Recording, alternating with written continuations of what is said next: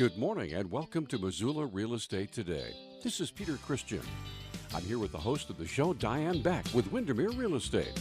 Diane has been helping buyers and sellers with real estate in the Missoula area for over 20 years and is very active in the Missoula community. Along with her trusted partners, Diane provides complete service for your real estate transaction. And now, Missoula Real Estate Today on NewsTalkKGVO.com. 98.3 FM and 1290 AM. Welcome once again, everybody. It is Missoula Real Estate Today. I'm Peter Christian, and joining me in the studio today is Kevin Nolan with Damage Control. By the way, you have a cool-looking truck. Oh, thank you. They remind me of that every month when I make that payment.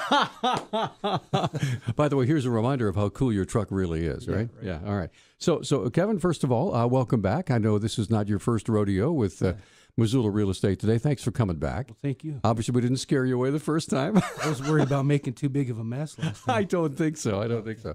All right. So first of all, for folks who weren't able to enjoy our first visit together, let's kind of start at the beginning. Tell us about Kevin Nolan. Who are you? Where'd you come from? Why are you in Missoula? Yeah, science hasn't figured that out yet. Yeah. He's a Cro-Magnon man. Yeah. I was born in Whitefish, raised in the Flathead Valley. Beautiful place. I don't tell anybody else about that. It's a secret. You and Ryan Zinke, right? Yeah, actually, he's across the street. Oh, cool. I like that. All right. Yeah. But the Flathead is full. So is Montana. So don't come. Oh, wait, this is a real estate show. Yeah, there you go. We chose to live in Missoula. I like the culture, the environment. I like the opportunity to participate in events that a university, the college would provide. It's just neat to be able to see different things, and the people in Missoula are just very friendly, very giving, very welcoming, and that's something where I want my kids to have different opportunities to learn and see things they might not have if we were tucked away in the corner of some western little town. So. Sure. Now tell me about a little about your background, where you grew up. You grew up in Whitefish, but education, training, service, things like that. Yeah, I as you know, the water damage and restoration industry is quite vast. There's not a university I could go to get the curriculum I need. There's a lot to learn, a lot to know. It's one of these specialty industries within the trades, and so to learn a trade, there's apprentice programs and things like that. So I've got a very diverse educational background from Seattle to Nashville, Tennessee. There's different schools you can go to. Right. Applied drying. Now, why were you in Nashville? What was going on? It was really a real specialty drying school. Okay. Just for a 2-week class, you spend a whole bunch of money, and it's really neat. They put a garden hose in a house. You're sitting down for 1 week doing bookwork, studying. Right. And for 3 days, there's a garden hose running on the 3rd floor of the house. Oh my God! All the way down to the crawl space. Right. And the second part of the test is if you can successfully dry that and minimize damages to the structure, minimize replacement costs, then you pass. Wow. Kind of a neat thing. And they charge you money to do that. So I think I'm on the wrong end of this deal. So okay, if I could turn hose on, put it in the right place, that'll be $5,000, right? Yeah, or whatever, And so it's become an industry joke where I always talk about, well, just go to the neighbor's house, turn the garden, put the garden hose in the window well. But I'll tell you this year, though, what a different story water levels have been. Yes. I'm glad you brought that up, because we have had, the flood of 2018 is going to live in infamy for a long, long time. It's going to be a benchmark, in fact. So tell me about your experience with the flood. Well, I'll tell you what, we've been, we'll go back a few years to 2011. That flood was pretty gnarly. A lot of homes. Yeah. And a lot of people are affected that didn't have direct flow of the river. When the river decides to leave its banks and make new channels, that's one thing of devastation. But the other is what happens to the water table and groundwater throughout this whole river basin. I've been in crawl spaces and basements from Darby. I won't go past the Idaho state line. It's just certain boundaries I don't like to. Sure. So, but the whole Clark Fork River Basin, Deer Lodge, my whole territory I cover, just the whole western part of this state, has been affected with seepage, groundwater. There's a lot of people with a lot of questions, a lot of despair. Sure. So For those of us who are ignorant, we think the river is the river and that's where it stops. So it's got the left bank, it's got the right bank, and you go there and dip your toes in there or go fishing or swimming or whatever, and that's that. But when we have these high water deals, one of the things I learned from the emergency management folks is that once that water leaves the banks, it creates a new river. It creates a new channel, and that's there for good. I mean, there really isn't any way to change it unless you build one of those, great big concrete dividers and stick it there to channel the water back in. But unfortunately, that makes things worse downstream, right? Yeah, yeah. Well, and a very good example of that is the Grand Canyon going through Colorado, Utah, Arizona. Mm-hmm. That Colorado River did a very neat thing as far as educating us on what water can do to land. Over several thousand years or hundreds of years or whatever. Yeah. You go, where'd the Grand Canyon come from? Do you hear that drip, drip, drip? Yeah, exactly. Right? That's pretty much it. So if the ice maker line in your fridge is giving you problems, don't create a Grand Canyon. So, I think, of course, damage control. Tell us the philosophy of damage control. What do you do? Well, it's a little different approach, and I think that's what makes us unique. We'll show up to somebody on the worst day of their, they come home from work, find water in their house, and just like anybody, you panic. So our main thing is we want to make sure that homeowner, that person's comfortable and okay and has arrangements if they have to be displaced before we really get into the house and what needs to happen there. Our philosophy is take care of the person, take care of the house. Now, I'm not a psychology major or anything like that, but I do know a little bit of compassion and kindness towards other people. So what is the most common emotion when people come home and they see they walk in the house and all of a sudden they're ankle deep in water in the basement, and first of all they don't know where to turn the water off. Yeah. Secondly, they don't know who to call. They just kind of freeze, right? Well, they freeze and then they get. Sometimes you'll find anger, sometimes you'll find fear, and usually the anger. I have to be careful here. Usually the anger is channeled towards that insurance industry. Right. So we're on a real estate show. That's okay. Right. But a lot of times, a couple questions: who do I call? What do I do? Is my insurance going to cover this? Mm-hmm. Don't worry about that right now. Let's shut the water off. Right. Let's assess the damage. So yeah, there's a lot of the big hard hitting emotions because it's for me, my home is my biggest life expense. Right. So far. It's also your place of refuge, right? Yeah. It's after you've had a hard day's work or you got beat up in a sale or whatever, or things haven't gone well at work or you had a bad day at school or you flunked a test. At least I know I have that refuge. I can open the door, put my feet up and relax in my home. But when your house is full of water, that's over. There's a philosophy and a saying that I've become familiar with is that the greatest learning and teaching is done within the walls of your own home. So whenever a family has to be taken out or whoever lives in that thing, it's a tough thing. It's not something that we should come in and nonchalantly or lackadaisically address. It's serious business. Mm-hmm. And I contend that water, if we look at the elements, and I didn't bring a copy of the periodic table of elements, but if we did, we'd look at some of the different things in nature. We look at fire, right? So now we're starting to worry about a fire season. But I would contend that water is more destructive than anything else we can come up with. Mm-hmm. Because it's a compound in a lot of different chemical reactions. It's a catalyst that causes things to go. But water damage, say you had water in your crawl space and you look under there now and it's gone because the water table went down. But there's things you didn't address. From years to come, you will have problems dealing with that water. Right. And it's important also to remember where that water actually came from. If it's just tap water or whatever, that's one story because it's municipal water that may have been chlorinated or whatever. But groundwater is a different story because you don't know where that water was before it came up under your house. Did it go under somebody's septic system? Did it go through an area that's filthy with disease? Because you don't know, right? Well, and also the history of the earth. You don't know the ground you're standing on, what that used to be. Right. Everything turns to dust eventually and dirt. Right. So yeah, that's a very good, very real point. Yeah, and so when you come, let's take care of this first. Why is it important for every single homeowner who's listening to this show right now to find out where the water shutoff valve is?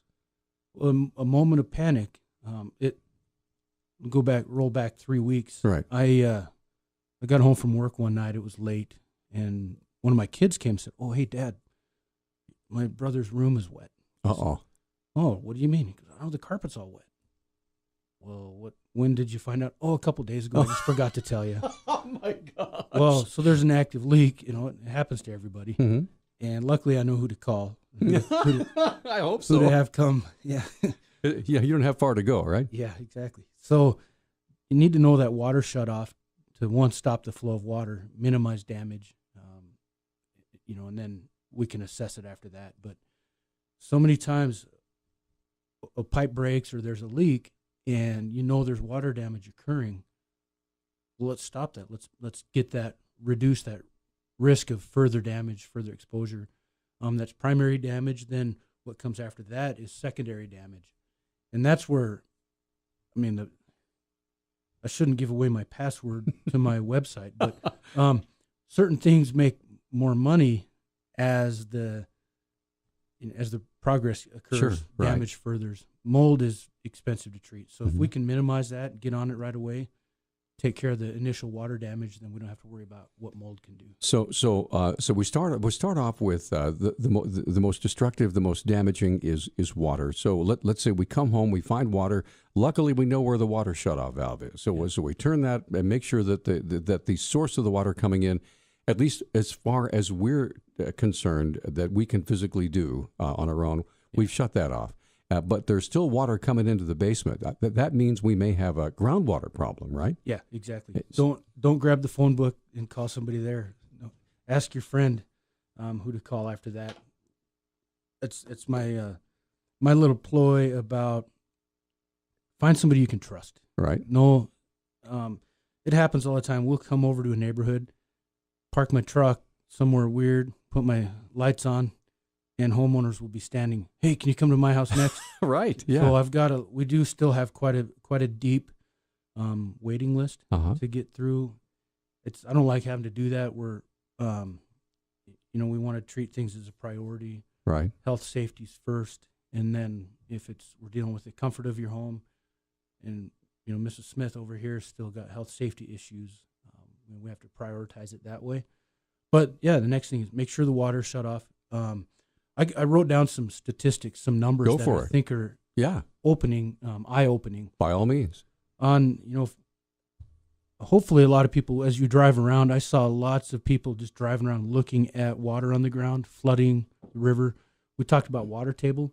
If you drive one field, I remember seeing really clearly full of water. It looked like Buffalo Lake on the way to Lolo on the east side of the highway. 1 acre of land covered in 1 inch of water holds 27,154 gallons of water. Goodness gracious.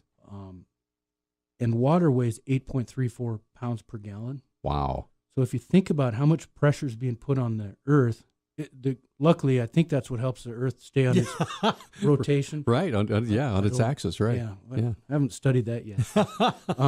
But if you add that up and do the math, that is 226,464 pounds of pressure on 1 acre, 1 inch deep. Mm-hmm. It's 113 tons. Wow. And I want to bring that up because I still have calls and I've got some voicemails to return. Hey, Kevin, can you come over and put some pumps in my crawl space? I've got water in here. No, I won't do that to your house. I like you. I'm not going to do that. Well, it's a misconception. So if you're starting to pump water that's standing water, groundwater, you're creating a water flow. Right. We just talked about the Grand Canyon. We just talked about new channels and you don't want to invite new water in. Well, if you put a pump where it doesn't belong, you will always encourage water. Even on a non-flood year, you'll have water in your crawl space. And there was a couple of homeowners associations, and the name and location of those aren't important, but they'd have at the end of their cul-de-sac, they'd have great big trash pumps, bulk water with 6-inch discharge hoses. Looked like something the fire department would want. Right. pumping water away from there because it was starting to puddle up in their cul-de-sac. And I went and knocked on the door of the homeowner's president and said, "Hey, sir, you need to shut those pumps off right now because you're bringing water into this neighborhood." And very contentious. Well, yeah, the homeowners are telling me to get the water out. So what am I supposed to do? So I had a conversation with 35 homeowners in one neighborhood about this idea and this topic, and I start telling them these numbers, and this is some exact science. It's not just Kevin guessing. And I told the association, you're going to have problems in your neighborhood. You're going to have foundational issues. Your street might collapse.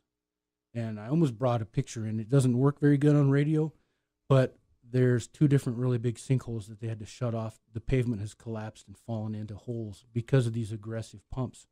They're displacing dirt, causing that water, 113 tons of water, to come through this little pump area. You have to make some educated decisions. You have to get educated. Google still helps teach people good things. Well, let me ask you, just jump in, because one of the things that, as a news person, as a journalist, I covered much of during the time of the floods, toured the areas, talked with emergency personnel. And the one thing everybody's saying is we need to let people in so that they can make sure their pumps are still running, right? We need to make sure that the electricity's still on, or they've got gas to their pumps so they can keep on pumping. So if you had been there, what would you have said? Well, I was there. Oh, you were there? Okay. Sorry, I missed your car ride. Okay, yeah. I'd go and shut pumps off and help them think about it and give them information. If you want to, go ahead and turn it back on. But know what risk is. Yeah, knowledge is power, right? Yeah, and I help them realize, well, maybe your floor joists are getting wet. But I promise you one, it used to be a lot wetter than that. When that board was growing in the forest, it was 100% moisture content before. It's been dried, and it can be dried again. I know how to do that. Okay. And help them with that kind of real talk. If you drive around through some of those spots, you'll see real damage from either water flow or you'll see sinkholes in lawns. I know of one gentleman that was walking through his yard looking at the water flow, stepped in a sinkhole and broke his ankle. Oh, my goodness. He had pumps in his crawl space. He's going to have some excavation done and foundation work to fix his foundation. Right. It's just a bad thing. But the biggest message I had to people, and still do, be patient. Water's going to do what water wants to do. We just have to let nature take its course. Water will find its own level, basically. Is that right? Yeah, exactly. It's like electricity. Sure. Path of least resistance. Mm-hmm. All right. So getting all that out of the way, now when you come in as Kevin Nolan with damage control, it's time for damage control. So how do you start controlling the damage? Well, I always wait till lunch. Yeah. Okay. After lunch, no. Right. The main thing is each house is going to be different. There's a compaction rate, and they do what they call Proctor test to determine the soil compaction. We don't want to disturb that. That's how neighborhoods, when they build a house, they try to return it back to its natural compaction rate. The weight of a house, the weight of water, the weight of all kinds of things, change that and alter that. We want to minimize that as much as possible. So we've got a lot of equipment, drying equipment in our shop. A lot of that is in crawl spaces, in homes, exhausting. So what that means is blowing air out. As evaporation is occurring, we're pulling that moisture from the air and pushing it out into the atmosphere. So rather than forcing the water out unnaturally, you're taking the moisture out of the water so that it can dry quicker on its own. Yep. Yeah, you're let it come up into the air, bring dry air through it and out into the atmosphere. Now it takes longer, right? Yep. Oh yeah. Well, I don't know. It depends on how long. I mean, there are some crawl spaces and one basement. We're working on a really big property that has 1.5 feet of water in it still, and it's because they've had pumps. They brought in an excavator, drilled down 25 feet, and put some really large pumps in their place. As soon as they did that, they started getting water in their house. Yeah. Mathematically. Again, they're inviting water in. Yeah. So I tell them, I want you to sign here. There will always be water problems in your house, even on a dry year, because you just created a well, and the well housing is the foundational walls of your home. So you feel bad because people panic. But I guess the biggest message, and you asked earlier, what is the first thing to do, is step back for a minute. Try to remove emotion and look at it logically. And if I do this, what's the outcome? Right. If I do that, evaluate it. Right. Every action has a reaction, right? Yeah. And so you want to make sure the action you take has a positive reaction instead of a negative one. Yep. If you play that idea out in your mind and you can find an end, and if that end is a positive result, then let's go with that. So if somebody finds a water in their basement and they call you and you come to the house, what are the steps that you take to remediate? Yep. Number one rule, I don't care who you are, what the situation is, find the source of moisture and fix that. As soon as you stop the flow of moisture coming in, then you determine, is it carpet, is it pad, is it drywall, is it what building materials are affected, and then what do we need to do to either remove or restore that. So until the source of the water is stopped, can't do anything. Okay, so let's say you found the source of the water and you've shut it out and there's no more water coming in. What happens next? That's when the assessment, there's all kinds of meters and tools we have to determine where. Infrared cameras we can look at and find what's affected. Is there bedroom contents? Is there living room, entertainment center? What's affected, and then prioritize that in the list of importance. So what I hear you saying, it's not necessarily just the stuff that's visibly wet, right? Yeah. So that moisture damage could go a lot higher than that, right? I like to use an example, and a lot of times it's hard to visualize words. So I go into the kitchen, and here's water flowing in the basement. And say, ma'am, come upstairs. Let's go on the kitchen counter. Or, sir, can you give me 1 square of Downy Quicker Picker Upper? Hopefully I can start getting endorsements. But Okay. Paper towel. Right. Say, do you see this paper towel? And then I take some water and say, now watch what happens. And you introduce those two, put paper towel on water, and you'll watch that water spread into that paper towel. It's called wicking. And I help them visualize now that dry building materials that are porous wick, and they will pull water where it wasn't before. So that little things that are in, for us, I like to tell people we're highly skilled and well-trained, and we have a understanding of what. I sometimes forget that this is their first time experiencing water in their house, where I'll go to, 10 to 15 houses a week that have that. So I try to still remember that they're rookies. This is their first go-around. Well, it sounds like you not only have a job to do of helping to clean up the house, but you have a job to do to be a little bit of sometimes a marriage and family therapist, right? I should charge more. because seriously, when you do what you do, and as you had mentioned earlier in the show, the first thing to do is, okay, step back, okay, just cut off the fear factor. It's going to be okay. I know who to call, but there's some steps that I need to take. First, I'll shut off the water in my house. I'll call Kevin Noland at Damage Control, and then I step back and I let you take care of it, right? That's your job. Yep, you bet. If you see me come to your house in that situation, then I get my phone out and say, gosh, who should I call? Then worry.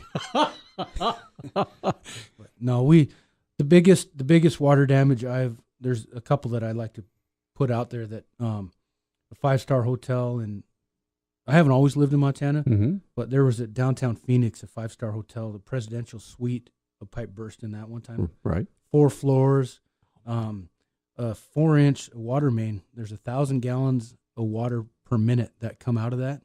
So that ran for 32 minutes. Oh my goodness. So all 4 levels of that nice hotel. That's that one. And then another motel that had a microburst storm where there was roof damage and it rained really hard. 91 rooms were affected. I haven't seen anything like that in Montana, but so we've anything from that to a 1-room studio.